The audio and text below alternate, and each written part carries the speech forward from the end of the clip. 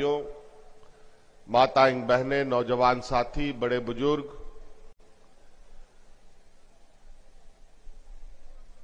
आप सबको आज के इस खतियानी जोहार कार्यक्रम में उपस्थित होने के लिए आप सबको नव वर्ष की हार्दिक शुभकामनाएं देते हुए आप सब लोगों को मैं अपनी ओर से खतियानी जोहार करता हूं।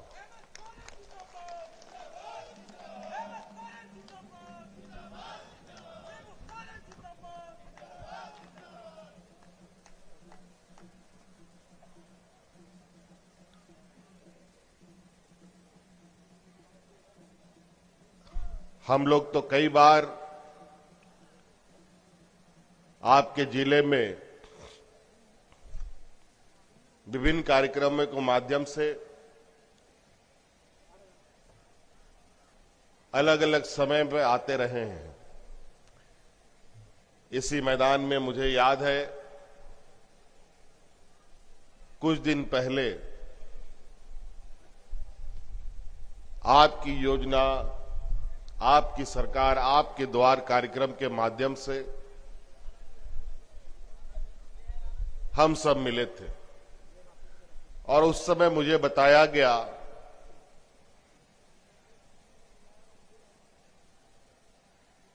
कि झारखंड, बिहार के इतिहास में इतना बड़ा जमावड़ा कोडरमा जिला में कभी नहीं हुआ था। इतने संख्या में लोग आए थे। निश्चित रूप से हमारा हर एक प्रयास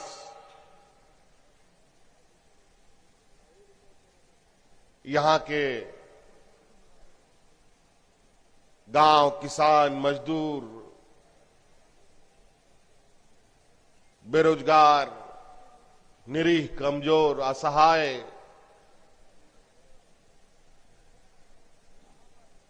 आदिवासी, दलित, पिछड़ा, अल्पसंख्यकों के लिए कैसे बेहतर से बेहतर कार्य किया जाए, लगातार इस दिशा में मैं काम कर रहा हूं।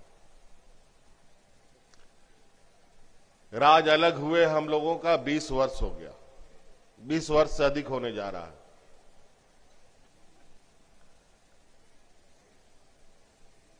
और 20 वर्ष में आज तक यहां पर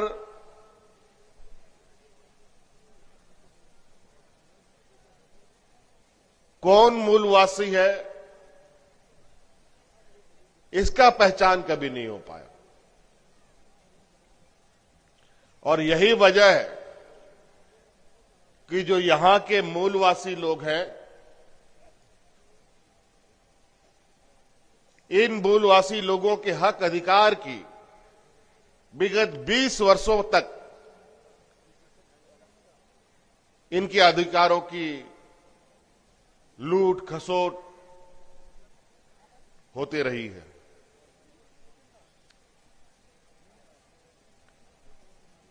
आप सबको लगता होगा कि खतियानी जोहार यात्रा का मतलब क्या है। हमारा बिल्कुल स्पष्ट मतलब है। खतियानी जोहार का मतलब अपना पहचान। आप किस मां बाप का बेटा है, ये आप अपना सर्टिफिकेट बनाते हैं।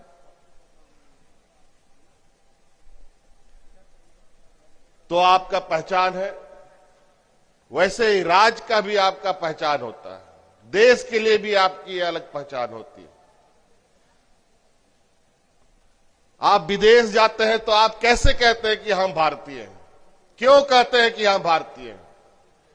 तो उसी तरीके से भारत में हम झारखंडी कैसे हैं, इसका पहचान भी हमारा जरूरी है।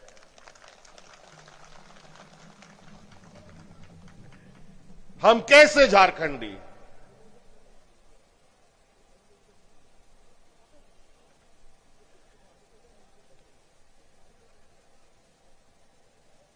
मनुष्य को दो पैर मिला है, दो हाथ मिला है काम करने के लिए और चलने के लिए। मनुष्य का काम विचरण करना है, दुनिया घूमता है।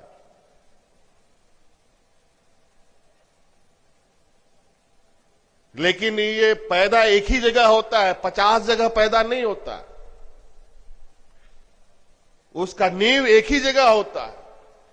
बड़ा बड़ा टहनी हो सकता है, बरगद जैसा बड़ा पेड़ हो सकता है, लेकिन उसका बीज एक ही होगा।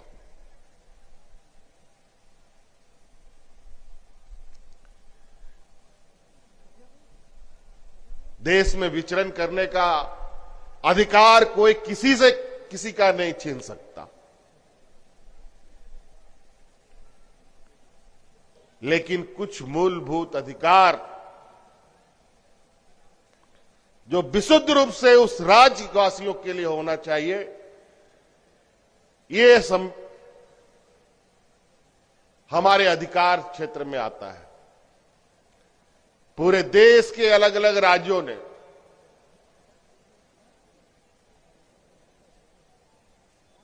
लगभग देश का सभी राज्य अपने लोगों की पहचान का कानून बना के बैठा है।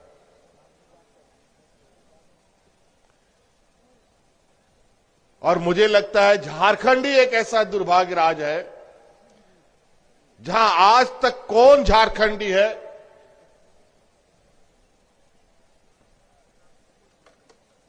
ना इसकी पहचान कभी करने की कोशिश की गई और ना इसको कोई पहचान दिलाने का कोई प्रयास भी किया। प्रयास जरूर किया कि यहां के लोगों को आपस में लड़वा करके रखो और उसके अधिकारों को अपना जेब में डालो। इसीलिए हम लोगों ने इस राज्य में जो खतियानी है वही झारखंडी है, इसका कानून हम लोगों ने बनाया है।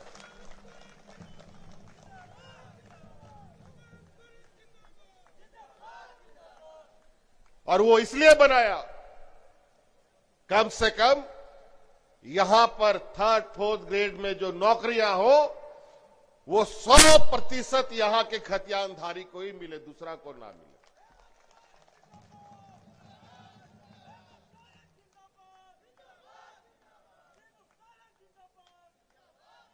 लेकिन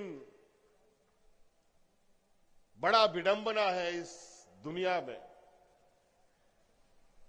कि इंसान का भी दुश्मन हो सकता है।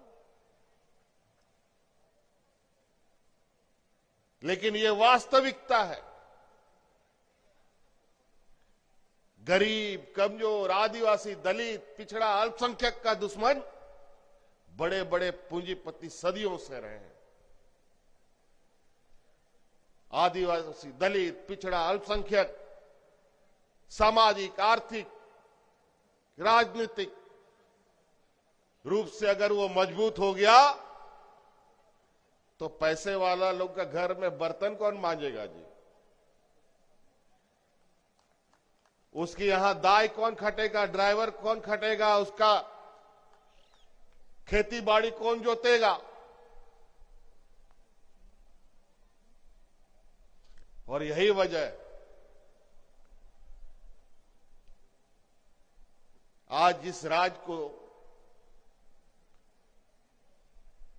हमारे विपक्ष, जो दुनिया की सबसे बड़ी राजनीतिक दल अपने आप को कहती है, भारतीय जनता पार्टी, इन लोगों ने 20 वर्षों में 18 वर्ष से भी अधिक साल चलाया।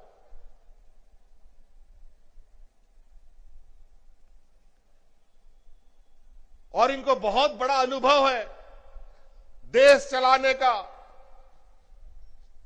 गुजरात, महाराष्ट्र जैसे राज्य को चलाने का, जो सबसे अग्रणी राज्य अपने आप देश में है। मुझे ये बात समझ में नहीं आता है भाई, गुजरात को आप लोग आगे बढ़ा सकते हैं, महाराष्ट्र को आगे बढ़ा सकते हैं, दिल्ली को आगे बढ़ा सके, लेकिन झारखंड में कैसा आप लोग काम कर गए 20 साल में कि देश के सबसे पिछले निचले में पैदान में चला गया। कौन सा पाठ पढ़ा दिया इस झारखंड के व्यवस्था में? कौन सा घुन आप लोगों ने मिला दिया कि झारखंड सबसे पिछड़े राज्यों में से गिनाने लग गया? बिल्कुल स्पष्ट है, झारखंड सोची समझी षड्यंत्र के तहत इस राज्य को इन लोगों ने पिछड़ापन के गर्त में ढकेला है। बहुत सुनियोजित तरीके से इन लोगों ने आपके हक अधिकार को मारा है। यहां के बड़े बड़े कल कारखानों को बंद करने का, उसको दिवालिया करने का काम किया। दूर नहीं जाएंगे, कोडरमा जिला जहां देश का सबसे उम्दा क्वालिटी का अबरक मिलता है, लेकिन आज उस उद्योग का क्या स्थिति है? आज उस अबरक का मिट्टी को ढोने पर भी यहां के मजदूरों को पुलिस की कार्रवाई झेलनी पड़ती है।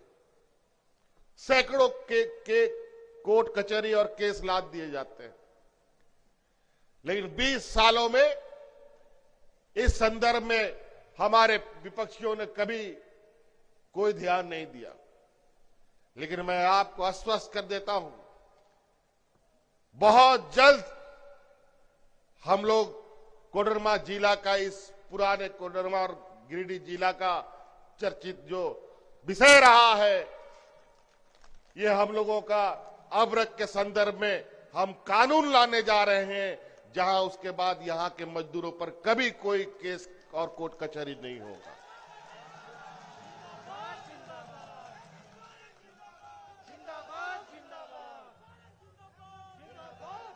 कभी इन लोगों ने इस संदर्भ में नहीं सोचा कि कितना गांव, कितने मजदूर इसमें अपना परिवार चलाते हैं।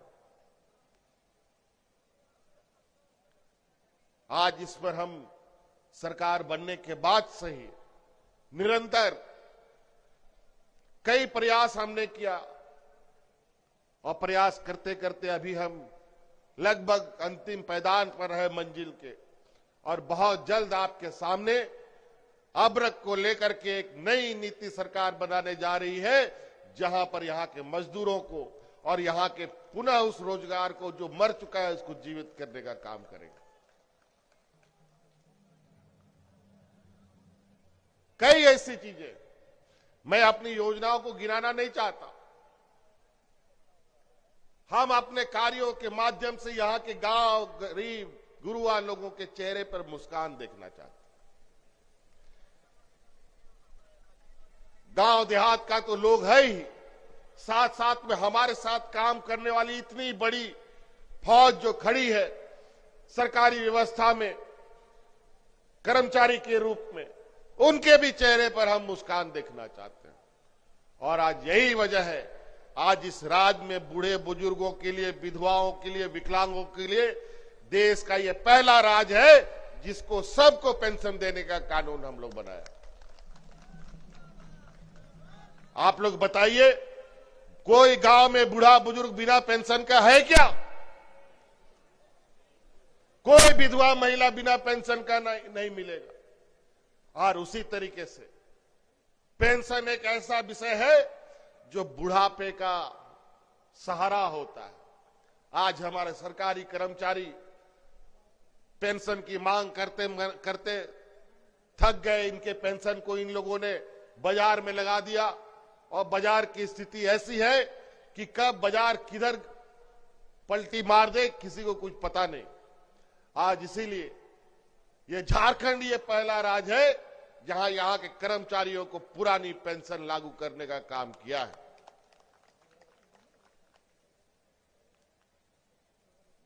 लेकिन हमारे जो विपक्ष लोग जब देश की गद्दी को कब्जा कर रहे थे, उस समय क्या क्या बोल के आते थे, आपको याद है कि नहीं?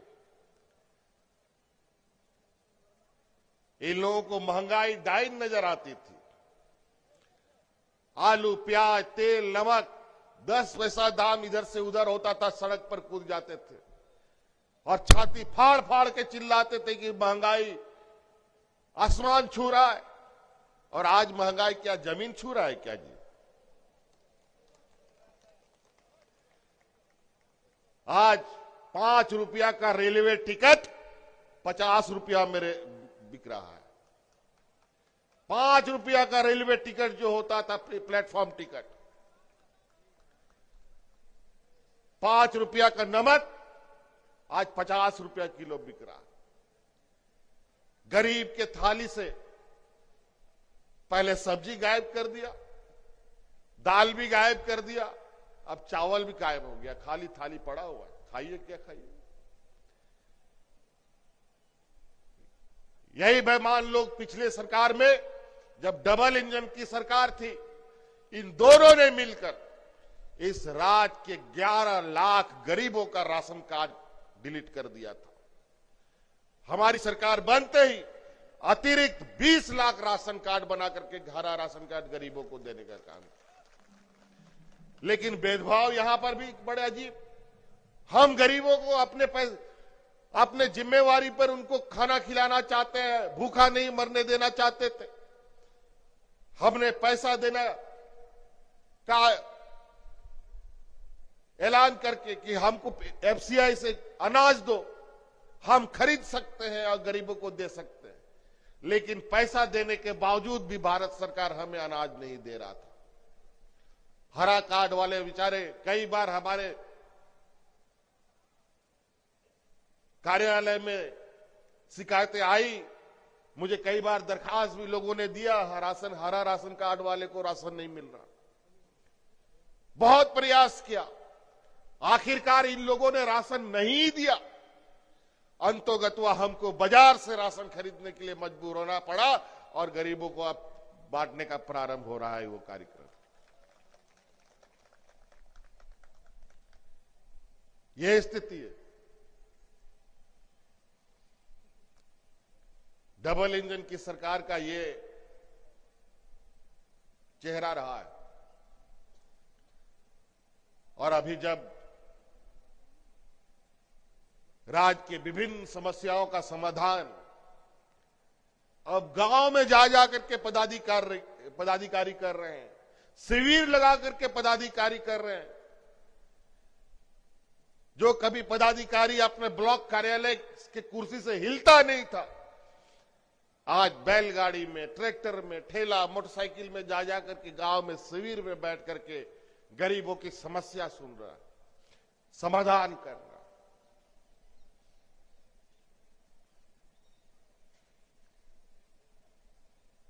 इन लोगों को सिर्फ और सिर्फ जाति धर्म के बारे में बात करना है, दूसरा कोई काम नहीं करना है। व्यापारियों की जमात है, ये सिर्फ पैसों की भाषा जानते हैं। कैसे बेचा जाए और कैसे खरीदा जाए। ये देने वाले लोग नहीं है, ये लेने वाले लोग हैं। और आज यही वजह है, आज रेल बिक गया, रेलवे स्टेशन बिक गया, एयरपोर्ट बिक गया, बड़ी बड़ी फैक्ट्रियां बिक गई, जल मार्ग बिक गया, हवाई मार्ग बिक गया, रेल मार्ग बिक गया। अब चलिएगा कहां से? सड़क भी जहां तहां आप देखते हैं कि बड़ा बड़ा चेक नाका लग गया है, बिना पैसा का आप जा नहीं सकते हैं। बड़का बड़का लठेत लोग रखता है। यह स्थिति है देश का। 400 रुपया का गैस सिलेंडर आज 1200 रुपया में भी नहीं मिलता है। पेट्रोल डीजल 100 के पार। सरसों तेल, नमक, सब्जी, दाल, चावल, महंगाई ऐसा हो गया कि पहले इन लोगों को महंगाई डाइन नजर आती थी, अब महंगाई इनको भौजाई नजर आने लग गई है।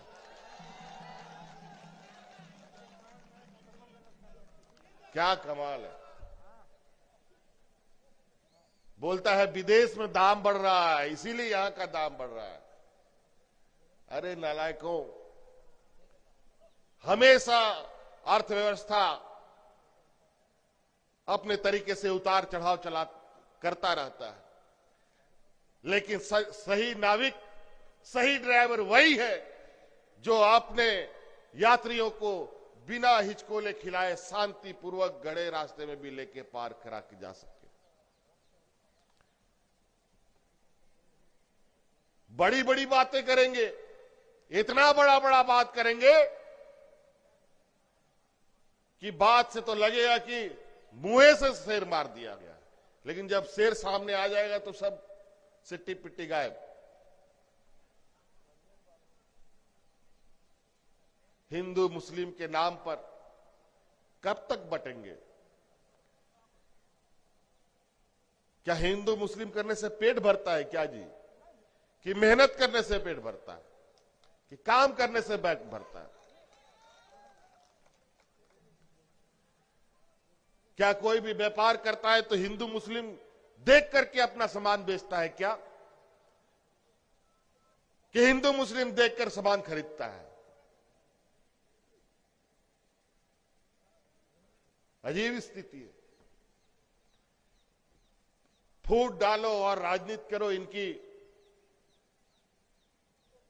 परंपरा रही है।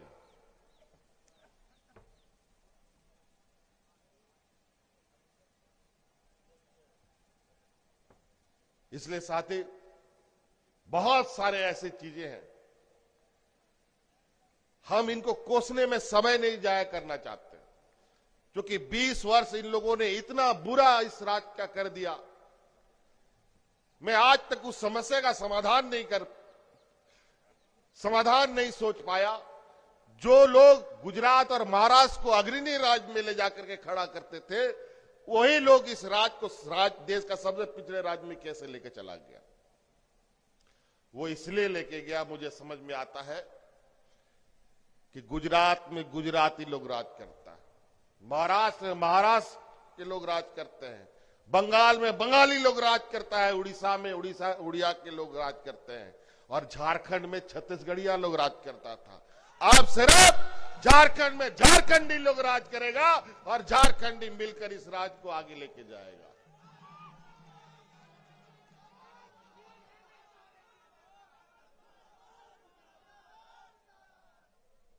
वो लोग क्या समझ पाएगा यहां के झारखंडियों की भाषा और संस्कृति? और इसीलिए हमने कहा है, पदाधिकारियों को भी कहा है, अभी कोई भी पदाधिकारी हमारे ग्रामीणों के साथ, हमारे कृषकों के साथ, हमारे आमजनों के साथ संवाद करेगा तो सबसे पहले उसको जोहार से संबोधन करेगा, दूसरा कोई शब्द नहीं शुरू होना चाहिए।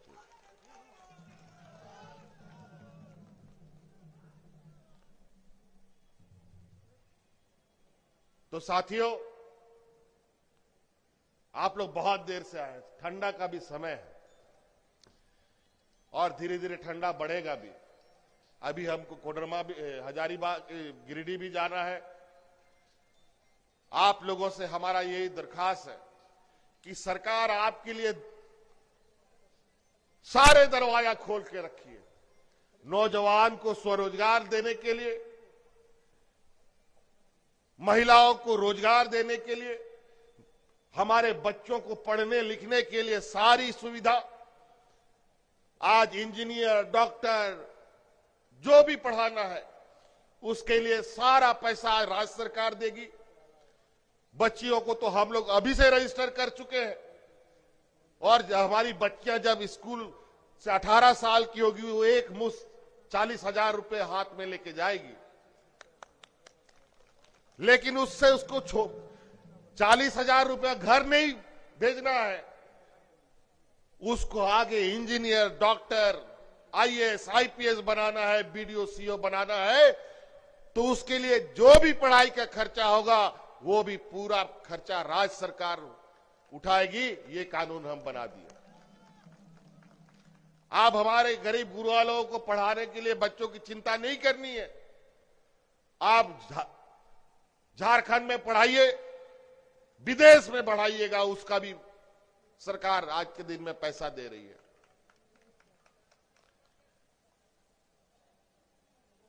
इसलिए आप सब लोगों को नव वर्ष की हार्दिक शुभकामनाएं।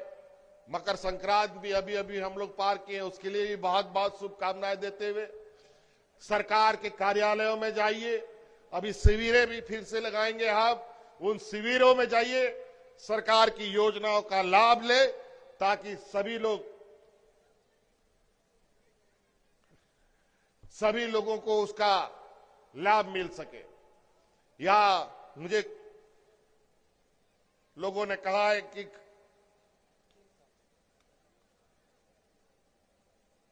खनन को लेकर लीज नवीकरण के विषय में कुछ दो बात कहें।